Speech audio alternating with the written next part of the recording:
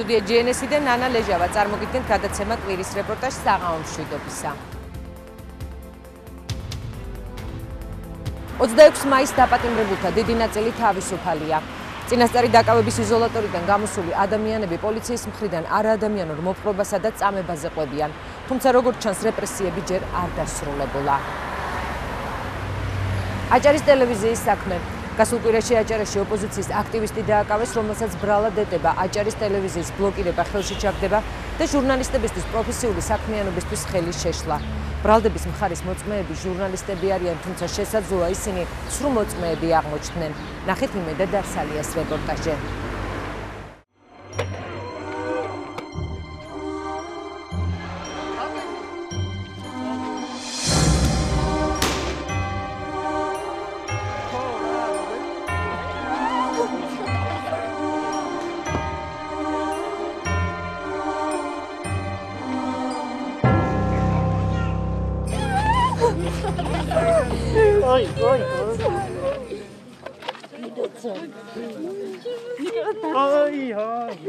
შაბათს გამთენიისას 26 მაისის აქციის 11 მონაწილე 30 დღიანი პატიმრობის შემდეგ გაათავისუფლეს.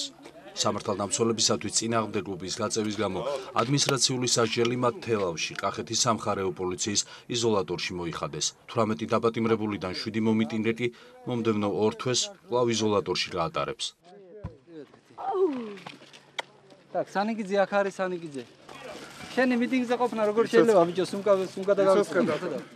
ურმან დუმბაძე ერთ-ერთია, ვინც 30 დღიანი ადმინისტრაციული სასჯელი თელავის იზოლატორში მოიხადა. არც ერთი ადამიანი არ გამოსწერებულა სააკაშვილის ჭკუით.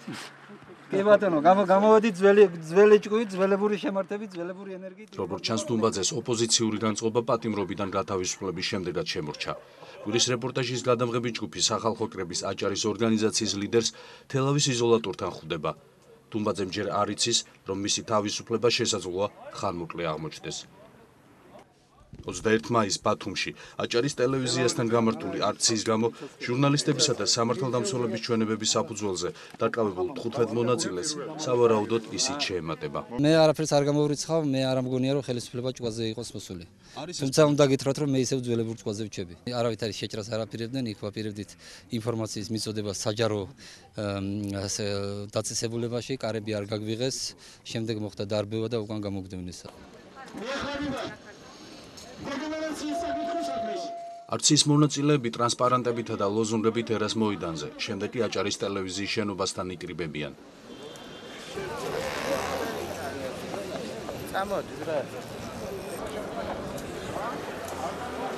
ლიდერები აჭარის ტელევიზიის ჟურნალისტებისგან აქციის გაშუქებას და არხის ხელმძღვანელებთან მოლაპარაკებებს ითხოვენ.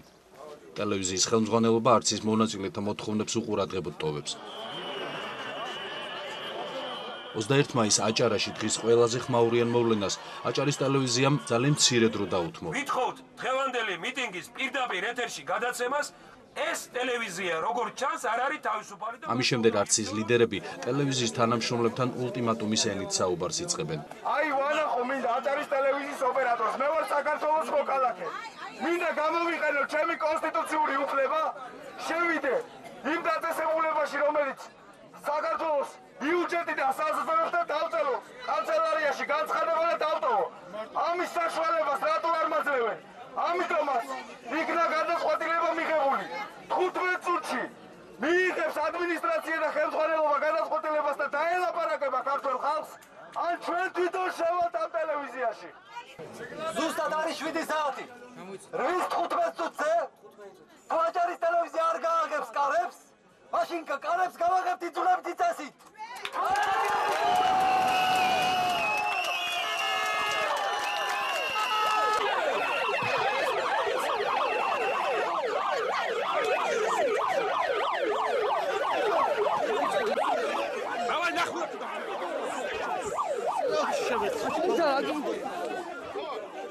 აქციაზე მოულოდნელად ქვების როლა და შეხლა-შემოხლა იწყება.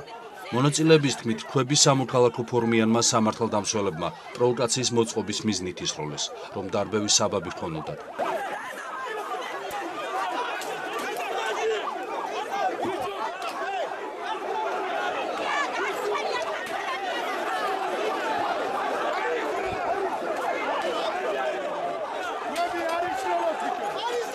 ინციდენტის შედეგად ტელევიზიის შენობის მინები ჩაიმსხვრა. მოგვიანებით კი შინაგან საქმეთა სამინისტრომ ოფიციალურ განცხადებაში აღნიშნა, რომ 21 მაისს აჭარის ტელევიზიის შენობას ქვები აქციის მონაწილეებმა ესროლეს.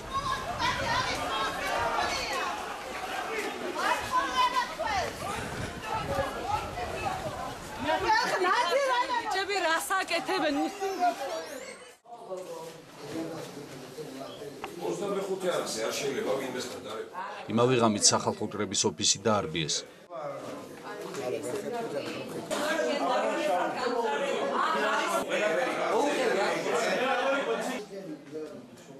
სამართალდამცველებმა ოფისში მყოფი ადამიანების ცემეს. აქციის 14 მონაწილე დააკავეს, თუმცა მათ შორის მურმან დუმბაძე და ცოტნე ანანიძე არ ყოფილან.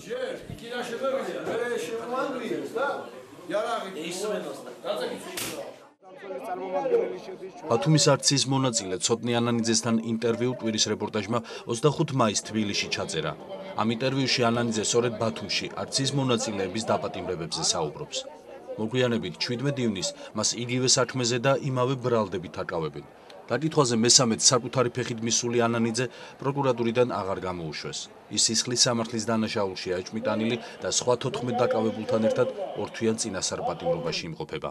თუ გაგვიჭირდეს ეს საქართველოს მოქალაქეები და გაგვიჭირდეს მე რაჯერდადაც გინდათ საარჩევნო კოდექსი გავაგებინოთ რომ ძალზედ ქართველი დაჭერილია. დაკავებულებს ბრალად ედებათ აჭარის ტელევიზიის ხელში ჩაგდება ბლოკირება, ჟურნალისტებისთვის საქმიანობაში ხელი შეშლა და პოლიციისათვის წინააღმდეგობის გაწევა. დიახარცივაძე ცოტნე ანანიძის ადვოკატი და ოჯახის ახლობელია. ამბობს, რომ პროკურატურამ საქმეში მთავარ მტკიცებულებად დაზარალებული სამართალდამცველების გარდა აჭარის ტელევიზიის ჟურნალისტების ჩვენებებიც ჩადო. მისი დაცვის ქვეშ მყოფი ანანიძე აჭარის ტელევიზიის ჟურნალისტთა ჩვენებებს ყალბს უწოდებს. ჟურნალისტების ჩვენების ძირითადი არსი მოკლე მონახავს შევესწრებთ რომ გითხრათ არის ის რომ ჩვენ რაღაც გადაცემა ვერ ჩავწერეთ. იმიტომ რომ აქცია კარებში ვერ გავედით და ვერ შემოვედით. მასალა ვერ შემოვიდეთ და მასალა ვერ გავიტანეთ. იქ წინააღმდეგობის გაწევა როგორც მე ვიცი არ ყოფილა შესვლა გამოსვლაზე ყველა შეიძლება თავისუფლად ემოძრავებსაც სურვილი ქონდა ძალით შეჭრა და იძულებით შეჭრა და საუბარს აგვითებდა დუმბაძე. მიიღებს ადმინისტრაცია და ხელმძღვანელობა გადაწყვეტილებას და დაელაპარაკება ქართულ ხალხს, ან ჩვენ თვითონ შევალთ ამ ტელევიზიაში. თუ აჭარის ტელევიზია არ გააღებს კარებს, მაშინ კარებს გავაღებთ იძულებით იწესით.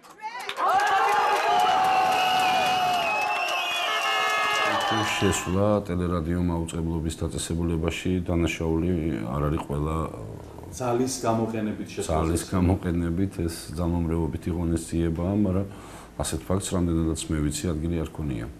ჩემი დაცვის მხრიდან.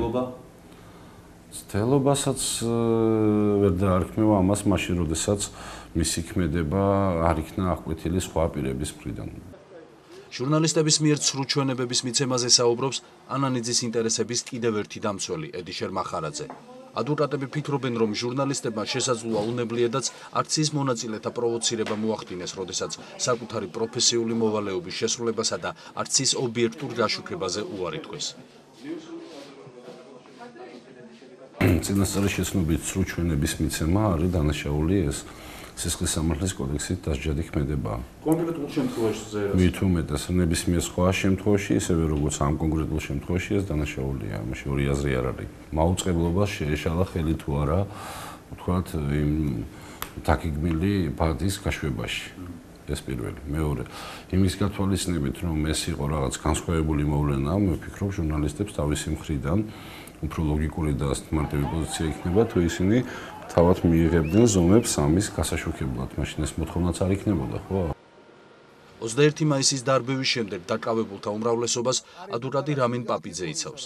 სიტუაციის ესკალაციაში პაპიძე აჭარის ტელევიზიის ჟურნალისტების გარდა სამართალდამცველებსაც ადანაშაულებს. გაეკეთებინათ განმარტებები, მიეცათ პასუხი შეიძლებოდა თუ არ შეიძლებოდა ამ საეთერო დროის დათმობა, დღის რომელ მონაკვეთში ან თუ არ შეიძლებოდა, რატომ არ შეიძლებოდა მათ ელემენტარულად ისიც კი რომ ადამიანებს გასაუბრებოდნენ არ გააკეთეს რამაც გაღიზიანება გამოიწვია ამ ადამიანების ამ განცხადებების გაკეთების მომენტისთვის იქვე იყვნენ აჭარის შინაგან საქმეთა მთავარი სამმართველოს მაღალჩინოსანი თანამდებობის პირები. განცხადება შეიცავდა ერთგვარად დანაშაულის ნიშნებს, ვალდებულები იყვნენ სამსახურებრივი მოვალეობა ჯეროვნად განეხორციელებინათ და მოეხდინათ ამ ადამიანებისთვის განმარტებების მინიმუმ გაკეთება, რომ მსგავსი განცხადებები შეიცავდა დანაშაულის ნიშნებს. ბრალდებულები და მათი ადვოკატები აჭარის ტელევიზიის პიკეტირების მცდელობას უარყოფენ. ამბობენ, რომ ჟურნალისტებს შენობიდან გადაღებებზე გასვლა ან შენობაში შესვლა თავისუფლად შეეძლოთ.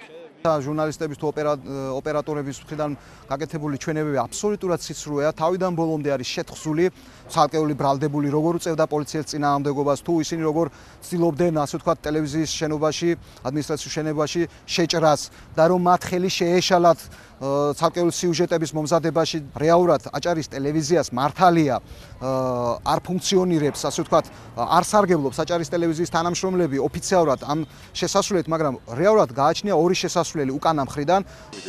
აი ეს შესასვლელი, აუცილებლად ჩვენ ამბობთ, რომ არა. კვირის რეპორტაჟი იმ პრეტენზიების სამართლიანობით ინტერესდება, რომელიც ადვოკატებს აჭარის ტელევიზიის ჟურნალისტების მიმართ აქვთ. ტელევიზიის შენობას ერთ-ერთ ხელმძღვანელთან ერთად ვათვალიერებთ და ვნახულობთ, რომ მას მართლაც აქვს მეორე შესასვლელი, რომლით სარგებლობა ჟურნალისტებს გამოვვალ სიტუაციაში შეუძლიათ. მეორე კარის არსებობას დირექტორის მოადგილე მერაბ კარანაძეც ადასტურებს. შეიძლება თუ არა ამ კარიდან მოხვდე ტელევიზიის შენობაში? არა, შესაძლებლობა არ თეო, შესაძლებლობა არის. ხელმძღვანელისგან განსხვავებით შენობაში მეორე შესასვლელის არსებობას უარყოფენ ჟურნალისტები, რომლებმაც ძიებას ჩვენება მისცეს, მათი ჩვენების საფუძველზე კი 15 ადამიანი დააკავეს. შენობის შესასვლელთან მე როგორც ვიცი მოსულა იყო შეუძლებელი იმდენად როგორც მითხრეს მე ხა ჩემ თანამშრომლებმა იმ პერიოდისთვის იყო ერთი გადაღება რომელიც იყო ყინულის სასახლეში ტარდებოდა საქართველოს ჩემპიონატი ფიგურულ სრიალში და იქ უნდა გასულიყო ჩვენი ჯგუფი გამზადებული იყო ჟურნალისტი და ოპერატორი და იმის გამო რომ შენობიდან ვერ გამოვიდა ჯგუფი ასე შეიძლება ითქვას რომ ეს გადაღება ჩავარდა და იყო კიდე მეორე გადაღება საიდანაც გადამღები ჯგუფი ბრუნდებოდა გადაღებიდან ტელევიზიაში და ნუ გარკვეულწილად არ მახსოვს ზუსტად მე მგონი 1 საათი ან რაღაც საათი და რაღაცა წუთები დაგვიანდა ჯგუფის დაბრუნება იმიტომ რომ შენობაში ვერ შემოვიდნენ. ის რა მოდი ასე დავსვათ საკითხი რა იყო იმ დღეს ყველაზე მთავარი ახალი ამბავი აჭარაში? რა იყო ყველაზე მნიშვნელოვანი რაც აჭარის მოსახლეობას აინტერესებს? ჟურნალისტი ნინო ჟიჟილაშვილი 21 მაისის თემაზე აჭარის ტელევიზიის ჟურნალისტ დაქმედებს პროფესიული კუთხით აფასებს. დარწმუნებულია რომ საქმე ადამიანების დაპატიმრებამდე არ მივიდო და ჟურნალისტებს საკუთარი მოვალეობა რომ შეასრულებინათ. მე ვფიქრობ რომ ეს აქცია რომ გაშუქებულიყო ჟურნალისტური სტანდარტით, ამითი მოგვარდებოდა პრობლემა. ხომოდეს დავსვით საკითხი, რატომ მიაკითხეს ადამიანებმა აჭარის ტელევიზიას? იმიტომ რომ იქეგულებათ ის პროფესია, იქეგულებათ ის ადამიანები, რომლების მიმართაც მეტი პრეტენზია აქვთ. რომელთაგანაც ითხოვენ რას, ინფორმაციას. ძალიან დიდი იმედი მაქვს, რომ ჩვენი მოდი მაინც კოლეგები დაუძახოთ, იმიტომ რომ ამ სტატუსის მატარებლები არიან. ჩვენი კოლეგების ეს ნაწილი აუცილებლად აგებს პასუხს საკუთარი სინდისის წინაშე ოდესმე და საკუთარი პროფესიის წინაშე. მე არ მაქვს საუბარი ეხა აუცილებლად მეორე უკიდურესობაზე, რომ ისინი გავასამართლოთ, თუმცა თუ ჩვენებები მიცეს რატომაც არა. აჭარის ტელევიზიის ბლოკირების, ჟურნალისტებისათვის ხელის შეშლის, სამართალდამცველებისათვის წინააღმდეგობის გაწევის და ტელევიზიის ხელში ჩაგდების მცდელობისთვის დაკავებულებს 6-დან 11 წლამდე პატიმრობა ემუქრებათ. საჭიელი სიმძიმე მათ აღიარებით ჩვენებებზეა დამოკიდებული და იმაზეც, როგორ მოიქცევიან სასამართლო პროცესებზე მთავარი მოწმეები, აჭარის ტელევიზიის ჟურნალისტები. პროფესიული მოვალეობის შესრულებასთან ერთად მათ ახლა მოქალაქეობრივი ვალიც უნდა მოიხადონ, თუმცა აქ უკვე არჩევანი დგება. სრულ ჩვენების მიცემა სისხლის სამართლის კოდექსით კაცრად ისჯება.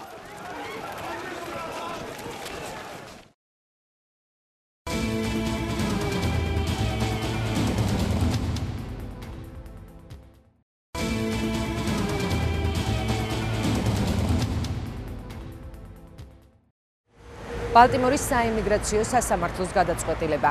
ექს-პრეზიდენტ შევარდნაძის ყოფილ მრჩეველს სამშობლოში საფრთხე ემუქრება. თემურ ბასილიამ შეერთებულ შტატებში პოლიტიკური თავშესაფარი მიიღო. მიუხედავად პრეზიდენტ მიხეილ სააკაშვილის განცხადებისა, რომ ქართული სასამართლო მსოფლიოში ყველაზე თავისუფალია, ფაქტები სხვას მეტყველებს. რევოლუციური მთავრობის პოლიტიკური დევნილები. სტატისტიკა ნახეთ ანა გოჩაშვილის რეპორტაჟში. თემურ ბასილია საქართველოს ყოფილი პრეზიდენტის ყოფილი ეკონომიკური მრჩეველი ამერიკის შეერთებულმა შტატებმა იმ პიროვნებად ცნო, რომელსაც მშობლიური ქვეყნისგან საფრთხე ემუქრება. 26 მაისს საიმიგრაციო სასამართლომ მიიღო გადაწყვეტილება და თემურ ბასილიას ამერიკაში პოლიტიკური თავშესაფარი მისცა. 54 წლის თემურ ბასილიას საკუთარი და ოჯახის უსაფრთხოების მიზნით სატელევიზიო კომენტარისგან ამ ეტაპზე თავს იკავებს. პოლიტიკური თავშესაფრის მინიჭების დეტალებზე ექსკლუზიურად ამერიკის ხმასთან საუბრობს. მოსამართლე მიიღო გადაწყვეტილება ჩემთვის პოლიტიკური თავშესაფრის მონიჭების თაობაზე ამერიკის შეერთებულ შტატებში.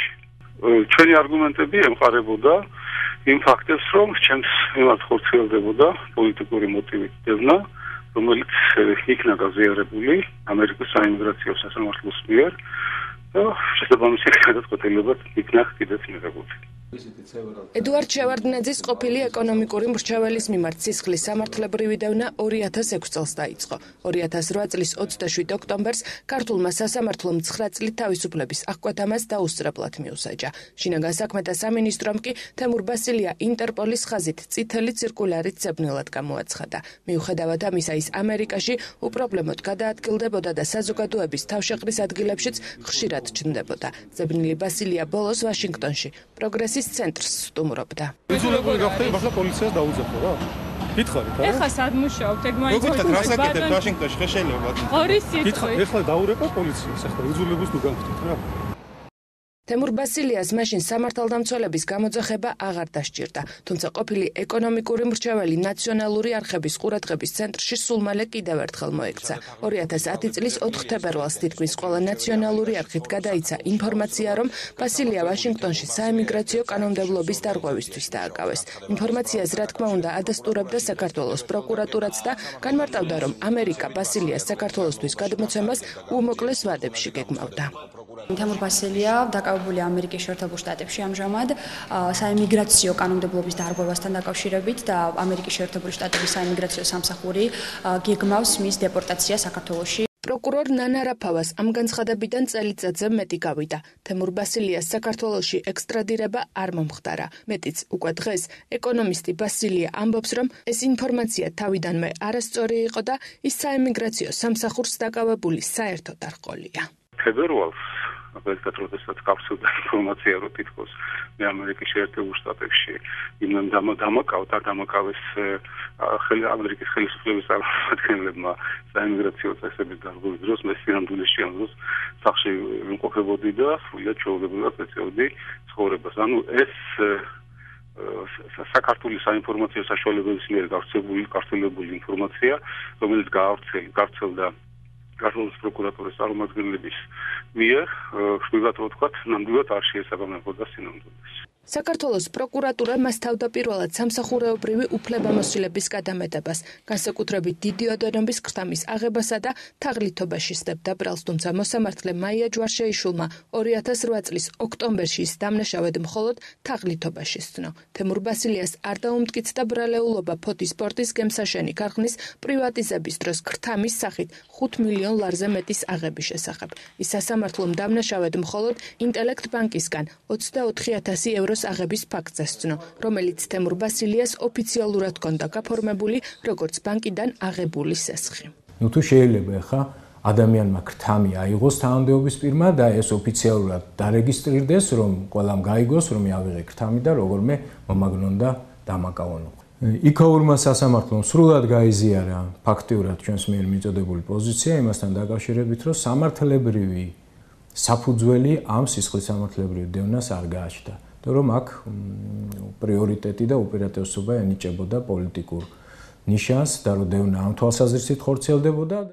თემურ ბასილია არ არის ერთადერთი მაღალჩინოსანი, ვისაც ქართული მხარე წითელი ცირკულარით ეძებდა. ძებნილების ნაწილს ევროპის ქვეყნებმა პოლიტიკური თავშესაფარი მისცეს, ნაწილს კი ქვეყნის მოქალაქეობა. ბიძინა გიორგობიანმა საქართველო 2005 წლის 14 მარტს დატოვა. 2006 წელს კი შინაგან საქმეთა სამინისტრომ წითელი ცირკულარით ძებნილად გამოაცხადა. მაშინ, როდესაც მისი ადგილსამყოფელი ცნობილი იყო გერმანიაში, საქართველოს საელჩოსთვისაც. ის ბერლინში საკუთარ საცხოვრებელ სახლში პირადად პრეზიდენტ სააკაშვილის ხელმოწერილ დოკუმენტსაც უპრობლემოდ იღებდა. მე დავწერე თხოვნას საქართველოს მოქალაქეობიდან გასვლის შესახებ, იმიტომ რომ მე იურიდიულად აღარ მინდოდა რომ საქართველოს სამართლებრივ სივრცესთან მქონოდა რაიმე შეხება. და მე მას შემდეგ რაც ჩემზე გამოცხადდა ინტერპოლის ძებნა, სახში მომდი საქართველოს საელჩოს მიერ ჩემი სამარძე, ჩემი გვარით სახელით ყველაფრით გამოგზავნილი მიხეილ სააკაშვილის ხელის მოწერით წერილი უარი საქართველოს მოქალაქეობიდან გასვლაზე. ეს იყო 2007 წლის იანვარში თუ თებერვალში მომივიდა ეს წერილი და ინტერპოლის ძებნა გამოცხადებულია 2006 წელს. იმ ადამიანს უგზავნის წერილს მიხეილ სააკაშვილი, რომელსაც მერაბიშვილი და ადეიშვილი ეძებენ ინტერპოლი. აი ესეთი სახელმწიფოა საქართველო. გერმანიის მოქალაქეობას სატყეო დეპარტამენტის ყოფილმა ხელმძღვანელმა 2007 წელს მიიღო. მას შემდეგ ის ინტერპოლის საერთაშორისო სამდივნოსაც დაუკავშირდა და საცხოვრებელი ადგილის შესახებ ინფორმაცია მიაწოდა და ძებნელთა სიიდან ამოღება ითხოვა, რაზეც უარი მხოლოდ და მხოლოდ იმ მოტივით მიიღო, რომ მსგავსი გადაწყვეტილება საქართველოს მთავრობას საქართველოში უნდა მიეღო. ადამიანი, რომელთან დაკავშირება ჩვენც კი უპრობლემოდ შევძელით, დღემდე ინტერპოლის მიერ ძებნელთა სიაში ირიცხება. ძებნის შინაარსი და ერთადერთი დანიშნულება არის ის, რომ რაღაც პირად საქმიანობაში დაგაზარალონ, დაუშვათ იქ დაგაზიანონ, ხელი შეგიშალონ, დაუშვათ იქ რაღაცა კარიერული ან კიდევ ისეთი საქმიანობის გზაზე, რომ დაუშვათ შენ თუ ვინმესთან გაქვს საქმიან პარტნიორთან ურთიერთობა და ის გაიგებს, რომ შენ ინტერპოლის ლისტში წერი ხარ, შენი რენომე და იმიჯი ამით შეირყება მის თვალში, იმიტომ რომ ახლა ყველა პოლიტიკური თავშესაფარი მიიღო შვეიცარიაში პროფესორ გურამ შარაძიშვილმაც. მანამ სტატუსის მიღება უმოკლეს ვადაში სასამართლოსთვის მხოლოდ ერთადერთი ინტერვიუს მიცემის შემდეგ შეძლო. საემიგრაციო სამსახურს რუსუდან შარაძისთვის დამატებითი კითხვები აღარ დაუსვამს. მან მოსამართლეს მხოლოდ მამის მკვლელობის საქმის მასალები გადასცა. შვეიცარიის სასამართლომ მიიჩნია, რომ რუსუდან შარაძე საქართველოზე მეტად უსაფრთხოდ თავს შვეიცარიაში იგრძნობდა. ძალიან მარტივად და ძალიან უპრეცედენტოდ მოკლედ დროში ჩემდა გასახარად და ჩემდა გასაოცრად. ხოლო რაც შეეხება მიზეზს, რატომ მოვითხოვე პოლიტიკური თავშესაფარი, მოგეხსენებათ ჩემი ოჯახის ტრაგიკული ბედი, მოგეხსენებათ, რომ მთელი ოჯახი ფაქტიურად შეეწირა მამაჩემის პოლიტიკურ საზოგადოებრივ მოღვაწეობას. სიმართლე გითხრათ, არასდროს მქონია იმედი, რომ სააკაშვილის რეჟიმის პირობებში მამაჩემის საქმე, მკვლელობის საქმე ობიექტურად იქნებოდა გამოძიებული. ვარდების რევოლუციის შემდეგ უცხოეთის ქვეყნებში პოლიტიკური თავშესაფარი საქართველოში გასამართლებულმა ან ძებნილმა ათეულობით ცნობილმა პიროვნებამ მიიღო. საფრანგეთმა პოლიტიკური თავშესაფარი მისცა თავდაცვის ყოფილ მინისტრს ირაკლი ოქროაშვილსა და შიდა ქართლის ყოფილ გუბერნატორს მიხეილ ქარელს. მათ საქართველოს სასამართლომ 11 და 16 წლით თავისუფლების აღკვეთა მიუსაჯა. ჰოლანდიამ თავშესაფარი მისცა თავდაცვის სამინისტროს ყოფილ მაღალჩინოსანს იასონ ჩიხლაძეს, მიუხედავად იმისა, რომ მისი საქართველოდან გასვლის გამო საყვედურის შინაგან საქმეთა მინისტრმა მერაბიშვილმა პირადად პრეზიდენტი სააკაშვილისგან საჯაროდ ტელეკამერების წინ მიიღო. პოლიტიკური თავშესაფარი მიიღო ტელეკომპანია რუსთავიორის მეპატრონე ქიბარ ხალვაშმა. შვეიცარიაში თავშესაფარი მიიღო მადნეულის ყოფილმა დირექტორმა ზურაბ ლობჟანიძემ, რომელიც წითელი ცირკულარით იძებნება და მას საქართველოში 7 წლით თავისუფლების აღკვეთა აქვს მისჯილი. შვეიცარიამ პოლიტიკური თავშესაფარი მისცა ნაციონალური მოძრაობის სწრაფი რეაგირების სამსახურის ყოფილ უფროს სოსო ჯანდიარს. თავს უკვე უსაფრთხოდ გრძნობს შვეიცარიაში ჟურნალისტი ვახტანგ კომახიძე. ეს არის საქართველო, სადაც ყველასთვის ცნობილია, რომ სასამართლო არ არის მიუკერძოებელი და ობიექტური, ამიტომ გადმოცემა არ ხდება ხოლმე, იმიტომ რომ სახელმწიფომ უნდა მიიღოს გარანტიები, რომ ექსტრადირებულ პირს დაცული ექნება სამართლიანი სასამართლოს უფლება, არ გახდება ის წამებისა და არადამიანური მოპყრობის მსხვერპლი, ან უკანონოდ არ დაისჯება. და ასეთ გარანტიებს საქართველოს ვერ იძლევა იმის გამო, რომ საერთაშორისო ანგარიშებით ცნობილია აქ მდგომარეობის და ვითარების შესახებ.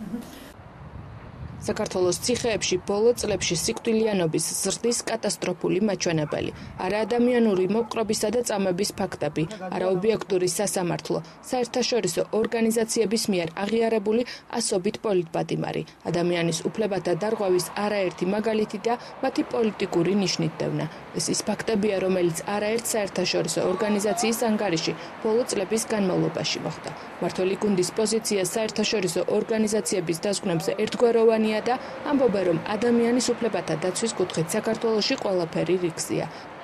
და თუ სასამართლოს ვეცხედავ, შესასამართლო წარმოქმნება რომელსაც ჟურნალისტ ტელევიზიის გადაცემები და რომელსაც ძალიან ბინძური გაზეთის არანაკლები ბინძური ინსინუაციები. და ამიტომ ის რომ სასამართლოს გესწრება 60% მეტი ესა უთხარ მიშელის სისტემა გარკვეულ. საგანგაშო დასკვნებს აკეთებენ ქართველი და უცხოელი უფლებადამცველები. ერთ-ერთი ბოლო მოხსენება საქართველოში მიმდინარე პროცესებთან დაკავშირებით კარნეგის ფონდის ექსპერტმა თომას დევაალმა გააკეთა. თომას დევაალმა თქვა, რომ 26 მაისს აქციის დაშლა ეს არ იყო კარგი საქართველოს მცდელობისთვის, რომ ჰქონდეს უფრო ევროპული და ტოლერანტული იმიჯი. ეს იყო სიმპტომი იმ ჯგუფისა, რომელიც დიდი ხანია ფლობს ძალაუფლებას და პოლიციას კონტროლის მექანიზმად იყენებს. საქართველო კი პოლიციურ სახელმწიფოდ ქცევის გზას დაადგა.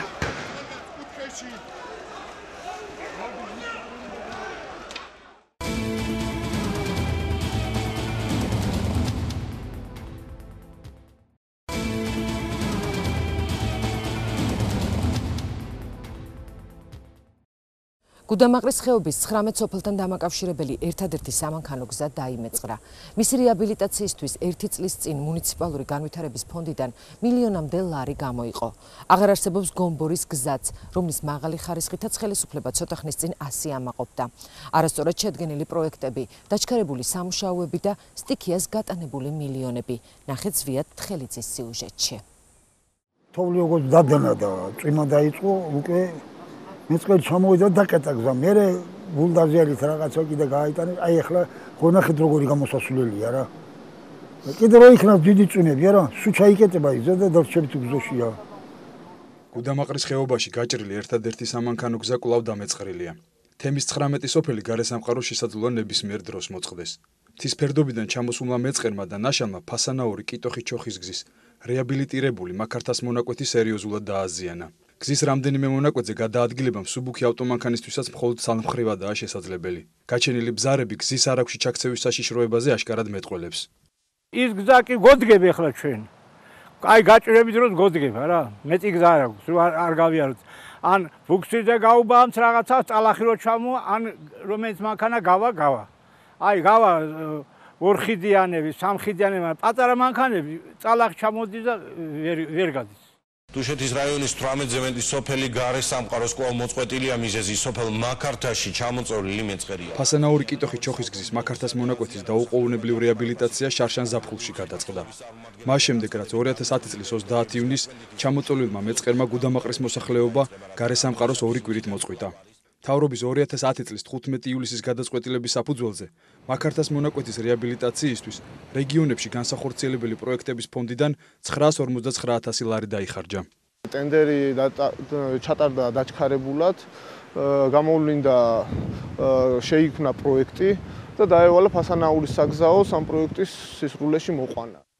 დაზიანებული გზის რეაბილიტაცია შარშან სექტემბერში დაიწყო და დეკემბერში დასრულდა. რეაბილიტაციის პროექტი, რომელიც შპს გზა კომუნ პროექტი და ექსპერტიზის მიერ შემუშავდა, გარემოს ეროვნული სააგენტოს რეკომენდაციები არ გაითვალისწინეს.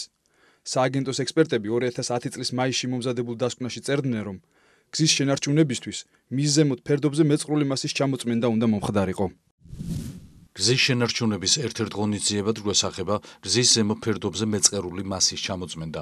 გზის სავალი ნაწილის შეჭრა ფერდობის შიგნით იმის გათვალისწინებით, რომ გზის ზემოთ ფერდობს გაუკეთდეს ისეთი ქანები, რომელიც უზრუნველყოფს ფერდობის მდგრადობას. იქედა მეწყერი მოძდა შენი ძირს უთხრი იმას, მაგიდა ის რა ის არის. გუდამაყრელები უკმაყოფილებას მხოლოდ გარემოს ეროვნული სააგენტოს რეკომენდაციებისგან გადახვევის გამო არ გამოხატავენ. მათი თქმით, ახალი გზა მიმოსვლას უფრო ართულებს, ვიდრე აიოლებს. გზის ერთი მონაკვეთი, რომელიც ლუთხუბისკენ გადასასვლელი ხიდიდან მაღლა ხეობაში მიმავალ ძველ გზას უერთდება, ძალზე დამრეცია. ზამთარში აღმართისავლა მხოლოდ 2 ან 3 ხიდიანი მანქანით არის შესაძლებელი. რა უნდა გავაკეთოთ ზამთარში, როგორ ვიეროთ? მანქანოს ვერ ამაიყვან. 2 ხიდიანი მანქანები ხო არ აქვს უკენას რა. ზოგს ახავ, არც ახავ მანქანა. მაგრამ სხვა სელოდება იქ და ის სხვა ვეღარ მოდის, იმიტომ რომ გზა არ არის. როგორი გზა? პერევალია. პერევალიც არ არის ეგეთი პატიომები როგორც მან. ადგილობრივების პრეტენზიები გარემოს ეროვნულ სააგენტოს, გარემოს დაცვითი არასამთავრობო ორგანიზაციების ქსელის წარმომადგენლებმა მიაწოდეს. ჩვენ შევეხმიანეთ გარემოს ეროვნულ სააგენტოს და მათ გვითხრეს, რომ მათ არ აქვს იმისი უფლება და კომპეტენცია, რომ ეს შეაფასონ უკვე. თუ შემდეგში კიდე მოხდა ამ მეწყრის ჩამოწოლა, იმ შემთხვევაში წამოვლენ და შეაფასებენ. გზის სარეაბილიტაციო სამუშაოები ფასანაურის საგზაო სამსახურმა ჩაატარა. კომპანიის მთავარმა ინჟინერმა ვაჟა მაჭავარიანმა სატელევიზიო კომენტარის გაკეთება არ ისურვა. თუ კი ინფორმაციას ვერ მოგცემთ, რა გაინტერესებდათ, რა ვიცი. სარეაბილიტაციო სამუშაოების უშუალო ხელმძღვანელმა ინჟინერმა ვალერი ზაქაიძემ კი სატელეფონო საუბრისას აღნიშნა, რომ მათ სამუშაოები პროექტის ფარგლებში და დადგენილ ვადებში განახორციელეს.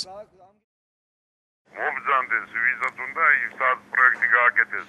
ალბათ იქ იქნება ასლი, ამოვიღებ, თუ არა საგანსაკუთრებაში მივიდეთ, იქიდან შეიძლება გამოვიტხოვოთ რაღაცა, თუ ვინმეზე სჭირდება და შევადაროთ. თუ იმას ან სიგზიაკლია, ან სიგანიაკლია, ან სიმაღლიაკლია, მაშინ კი ბატონო, შეიძლება იქნება დამნაშავე. ფასანაური კიტო-ხიჩოხის გზის მაქართას მონაკვეთის რეაბილიტაციის პროექტის ავტორი შეზღუდული პასუხისმგებლობის საზოგადოება გზა კომუნ პროექტი და ექსპერტიზაა. კომპანიის დირექტორმა გიორგი თვალავაძემ სატელეფონო საუბრისას აღნიშნულ პროექტთან კავშირი ჯერ უარყო. მოგვიანებით კი მასალების არქივში მოძიებას დაგვირდა. კომპანიაში მისულებს დირექტორი აღარ დაგხვდა. თანამშრომლებმა მხოლოდ ოფისის გადაღების ნებართვა მოგვცეს, თუმცა კამერის მიღმა დაგვიდასტურეს, რომ ფასანაური კიტო-ხიჩოხის გზის მაქართას მონაკვეთის რეაბილიტაციის პროექტი ნამდვილად მათი შედგენილია. მე 15 მილიონი დაჯდებოდა დაახლოებით ის რომ მოხდარიყო ამის წლიანი ჩამოჭრა ეს იქნებოდა. ცხეთამთიანეთის გუბერნატორის მოადგილე მაქართასთან ალტერნატიული გზის მშენებლობას ერთადერთ სწორ გადაწყვეტილებას უწოდებს. გივი ამირხანაშვილი ამბობს, რომ დამეწყრილი ფერდობის 9 კილომეტრიანი მონაკვეთის გაწმენდას 15 მილიონამდე ლარი სჭირდებოდა. ახალი გზა კი ძველზე მეტად მყარია და გაცილებით იაფი დაჯდა. აიღეს მაქსიმალურად მდრადი ადგილი და მაგიტომ ჩაიტანეს დაბლა მაღლიდან დაბლა ჩაიტანეს, რადგან დაბლა უფრო ყარიქანებია და კლდის მონაკვეთებია და არ ჩამოვიდოდა, მაგრამ ზედამთა რომელიც ცოცავია, ამ შემთხვევაში ნებისმიერ დროს იქნება იმ ადგილზე ყოველთვის გასაწმენი და არ არის იმის პრობლემა, რომ ეს გზა დაიკეტოს რამოდენიმე დღე, შეიძლება მაქსიმუმი იყოს 9 დღე. გუბერნატორის მოადგილისგან განსხვავებით, გეოლოგები მცოცავი მთის პრობლემის გადაჭრას შესაძლებლად მიიჩნევენ. გარემოს ეროვნული სააგენტოს საინჟინრო გეოლოგიური სამმართველოს უფროსი მერაბ გაფრინდაშვილი აცხადებს, რომ მაქართას მონაკვეთზე განვითარებული მეწყერის 5-10 წლით შეკავება შესაძლებელია. იმდენად რთულია ტერიტორია, იმდენად რთულია უბანი, რომ აქ საჭიროა დეტალური კვლევების განხორციელება, რის საფუძველზეც შემუშავებული უნდა იყოს პროექტი. დამცავი პროექტი, ამ გზის დამცავი პროექტი, კიდევ ერთხელ ვიმეორებ, რომ შორეული პერსპექტივაში გათვლილი გზის უსაფრთხო ფუნქციონირების. ფასანაური კიტო-ხიჩოხის გზის მაქართას მონაკვეთის მსგავსად პრობლემები თბილისი-გომბური თელავის 100 კილომეტრიან მონაკვეთზე სარეაბილიტაციო სამუშაოების დასრულებიდან მალევე შეიქმნა. გზა, რომლის რეაბილიტაციაზეც ოფიციალური მონაცემებით 24 მილიონი ლარი დაიხარჯა, მეწყერმა წაიღო. გზის რამდენიმე მონაკვეთზე გადაადგილება მსუბუქი ავტომანქანებისთვისაც სახიფათოა. დამეწყრილ ადგილზე მიწა შესაძლოა ნებისმიერ დროს მოწყდეს და მსხვერპლი გამოიწვიოს. ფასანაური კიტო-ხიჩოხის გზის მაქართას 500 მეტრამდე გზის მონაკვეთის რეაბილიტაციისთვის კი მთავრობამ მილიონამდე ლარი გადაიხადა. ამას ყოველკვირეულ აუცილებელ გამწმენ სამუშაოებსაც თუ დაუმატებთ, გზის ფასი კიდევ უფრო აიწევს. თბილისი-გომბური თელავის 100 კილომეტრიანი მონაკვეთის რეაბილიტაციაზე 24 მილიონი დოლარი დაიხარჯა, ანუ თითოეულ მეტრში დაახლოებით $240. ფასანაური კიტო-ხიჩოხის გზის მაქართას 500 მეტრიანი მონაკვეთის რეაბილიტაციისას კი სახელმწიფომ თითოეულ მეტრში 5-ჯერ მეტი 2000 ლარი, ანუ დაახლოებით $1200 გადაიხადა. რაც დრო გადის, ორივე გზის ფასი კიდევ უფრო იზრდება, რადგან გზის გამწმენდი თუ ცალკეულ მონაკვეთებზე აღდგენითი სამუშაოები თითქმის ყოველკვირეულადაა ჩასატარებელი. ჩანს ის დრო ბრუნდება, რომელზეც საქართველოს პრეზიდენტმა გომბორის გზის გახსნისას, როგორც უკვე განვლილზე ისაუბრა. გაკეთებულია და საერთოდ პრობლემა არ ექნება. ეს ნიშნავს იმას, რომ თუ რეაბილიტაციას ყოველ 8 წელიწადში შეწყდა ფულს ვხდიდით, ეს ბატონო პრეზიდენტო 3 წელიწადს მაქსიმუმ გვაძლევს. მე ვარ გარანტიას ვუძლებდი, რომ 10 წელი აქ პრობლემა ამ გზას არ ექნება. ეს არის ადრე როგორი იყო, ხო? აი ეს გზა სპეციალურად აკეთებს, სულად მე ფული იხსნებოდა ვითომ რემონტებში. ჩვენ და რატო ხონდა ყოველ ცუდი გზები, იმიტომ რომ ფული იხსნებოდა იმაში, რომ ცოტას კი რაღაც გადა ვითომ ისა და მე სულ რემონტი და ორმო სინამდვილეში ყოველ წელიწადს ვიღებ ცუდი გზები. ჩვენი გადაცემა ამით დასრულდა. სტუდია GNS-ი ზუსტად 1 კვირით გემშვიდობებად. კარგად ბრძანდებოდეთ.